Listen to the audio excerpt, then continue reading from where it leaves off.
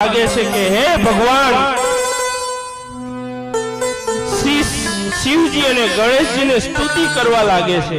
માં ભવાનીને યાદ કરે છે કે હે ભવાની હવે તો આ રાજકુમારના હાથે આ ધનુષ તૂટે।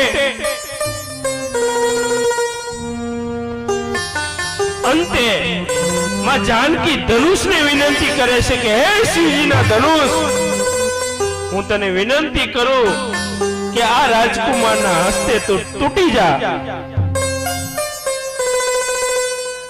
ભગવાને આમ સહેજ ત્રાસુ જોઈને જાનકીજી સામે જોયું। ભગવાનને એવું લાગ્યું કે હવે જો હું વિલંબ કરીશ વધુ સમય લઈશ વાર લગાડીશ તો કદાચ જાનકી પોતાનો પ્રાણ ત્યાગી દેશે। આવું વિચારી અને ભગવાને એ શિવજીના ધનુષને આમ ઉપાડ્યું।